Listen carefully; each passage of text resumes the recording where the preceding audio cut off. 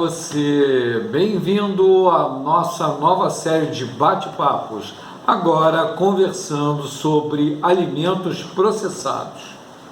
Eu trabalho no setor há mais de 25 anos e nesse novo projeto resolvi abordar temas relativos ao mercado de alimentos processados. Esses mesmos alimentos processados, tão demonizados atualmente, principalmente por uma grande quantidade de desinformações ao consumidor. Nesse e nos 3 próximos episódios, nós vamos conversar sobre os 3 caminhos para a indústria de alimentos processados no Brasil. Com relação ao outro projeto, o Noções de Economia, que já conta com 32 episódios divididos em 10 temas, ele irá continuar, porém agora um pouco mais de espaçamento no tempo. Meu nome é Luiz Azevedo e espero que você goste desse episódio. Inicio esse episódio recuperando ou revisitando um artigo que escrevi há mais ou menos 2 anos atrás, em janeiro de 2018, a respeito da minha visão sobre o futuro da indústria de alimentos processados no Brasil. Ao longo desse tempo, conversando com colegas no mercado, sempre enfatizei que o Brasil se encontra num fundamental ponto de inflexão histórico, não só político, não só econômico, mas principalmente na área de negócios. E, por essa visão pragmática, 3 pontos chamam a atenção para a indústria de alimentos processados. O primeiro é a necessidade do aumento da participação do Brasil no comércio internacional.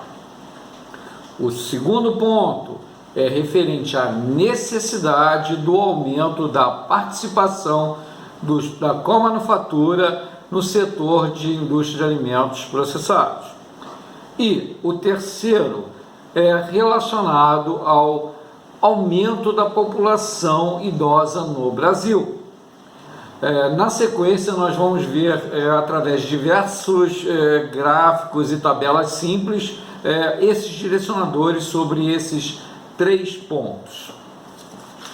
Começamos então pelo item 1, Brasil e o comércio internacional.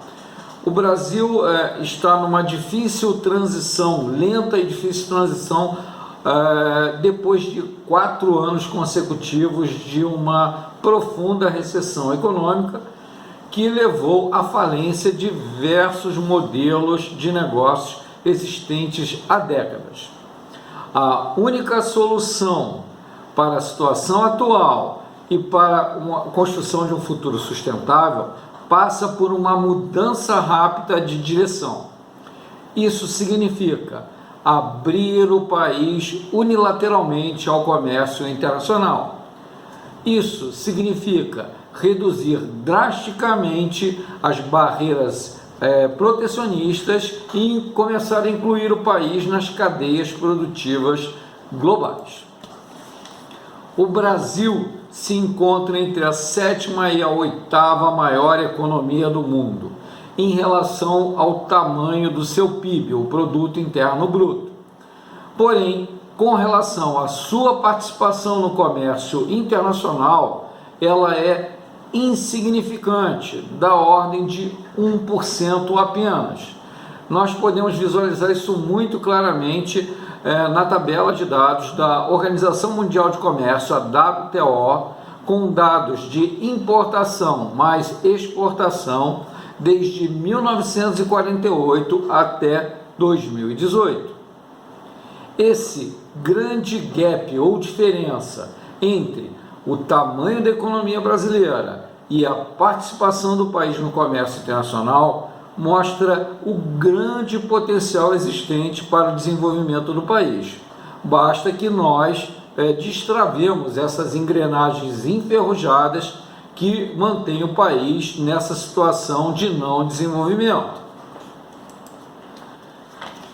Esse mapa deixa muito claro a insignificância do Brasil no comércio internacional. Ele mostra aí os fluxos de comércio internacional entre os países.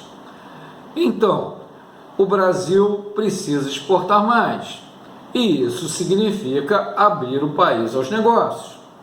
Isso, em comércio internacional, significa que o país precisa importar mais, principalmente máquinas, equipamentos, produtos melhores e com preços mais competitivos. Com relação ao nosso mercado interno, o brasileiro é um consumidor ávido e o mercado apresenta um grande potencial de crescimento, principalmente devido à grande demanda reprimida. Além disso, o Brasil conta com uma sólida base financeira, bolsa de valores, setor bancário, uma boa base industrial e uma forte e desenvolvida estrutura de agronegócio, agricultura e pecuária, o que faz do Brasil um grande potencial de se tornar um dos maiores provedores de alimentos processados do mundo. Vamos agora conversar sobre o segundo fator, ou segundo item, a comanufatura e indústria de alimentos. De acordo com o Rabobank Industry Report de 2016, nos Estados Unidos, o maior mercado de alimentos do mundo, o setor de co-packer e comanufatura representam 20% da indústria de alimentos processados. Isso, estamos falando num valor da ordem de 150 bilhões de dólares. Esclarecendo, o setor de comanufatura é especializado em atividades produtivas e em cadeias de suprimento. E as empresas de comanufatura são processadores industriais que buscam escala econômica de produção, alta produtividade e, por essa característica, demandam grandes investimentos em equipamentos e capital fixo, bem como toda a ordem de licenças, desde as licenças ambientais a licenças operacionais em vários órgãos públicos, registros na Anvisa, no Ministério da Agricultura, bem como diversas certificações internacionais de qualidade, o que fazem dos comanufaturas, da comanufatura, um parceiro bastante interessante para a indústria de alimentos, principalmente na questão de querer exportar. Então, o setor de comanufatura libera as indústrias de alimentos dos riscos de investimentos e de capital fixo operacional. E as empresas, isso faz com que as empresas, a indústria de alimentos, se foquem em atividades mais nobres, como inovação, desenvolvimento de produtos, ações comerciais, ações de marketing e fortalecimento de suas marcas. Como nós podemos observar na tabela da pesquisa conjuntural de 2019 da ABIA, Associação Brasileira da Indústria de Alimentação, a ocupação média da capacidade instalada pela indústria de alimentos se encontra na sua mais baixa patamar, no seu mais baixo patamar, da ordem de apenas 68% de ocupação da sua capacidade instalada. Temos aí um grande problema. Então, para a indústria de alimentos processados sair da recessão e aumentar sua produtividade, reduzir a sua exposição a riscos e, com isso, aumentar a sua lucratividade geral, será necessário, e é lógico, que ela aumente o número ou a sua relação com o setor de comanufatura, com mais contratos, com mais relações. Além disso, o setor de comanufatura é um parceiro essencial para as empresas startups na área de alimentos. Por quê? Porque elas facilitam o lançamento de novos produtos e de novos modelos de negócio. Então, é bastante interessante esse tema. Chegamos ao terceiro item, o Brasil e o aumento da população idosa. As notícias dos relatórios de tendências, normalmente eles enfocam sobre hábitos ou desejos da geração X ou dos milênios. Nada de errado com relação a isso, mas seria interessante observar nas grandes cidades brasileiras o grande aumento da população idosa. Basta dar uma voltinha pelo centro do Rio de Janeiro ou centro de São Paulo para você perceber isso que eu estou comentando. Essa massa de consumidores tem desejos e necessidades específicos que as indústrias precisam reconhecer e utilizar no desenvolvimento de novas linhas de produtos. Produtos que, além da parte de funcionalidade, além do aspecto nutricional, também tenham o cuidado na adequada precificação, porque a média desse consumidor é de uma baixa capacidade financeira. Em média, esse consumidor tem baixo poder aquisitivo. Como nós podemos verificar no infográfico com várias informações sobre esse consumidor que são reveladas pelas pesquisas de mercado.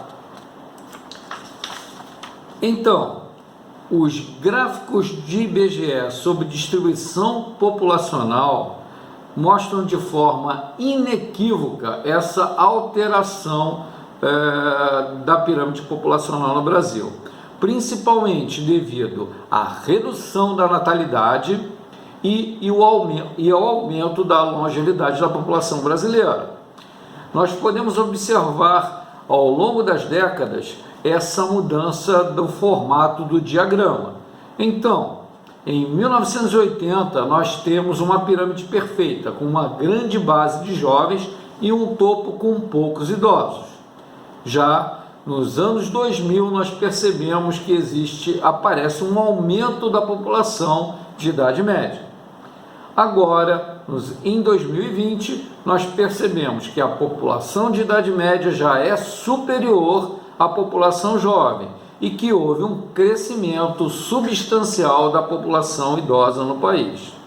Agora, olhem só o formato do diagrama esperado para 2040 e tirem vocês mesmos as suas conclusões. Então, para uma melhor perspectiva das oportunidades e de negócios sustentáveis, é muito interessante avaliar fatos e realidades do mercado analisado. Por essa situação, para o executivo ou para o investidor, melhor a mais crua realidade do que a mais interessante narrativa. Chegamos ao final do nosso episódio. Espero que você tenha gostado. No próximo episódio, nós vamos conversar sobre o primeiro item, a parte de exportação. E, parafraseando os nossos patrícios portugueses do navegar é preciso, para as indústrias de alimentos processados, exportar é mais do que preciso. Mas por aqui não é nada fácil. Meu nome é Luiz Azevedo e muito obrigado pela sua audiência.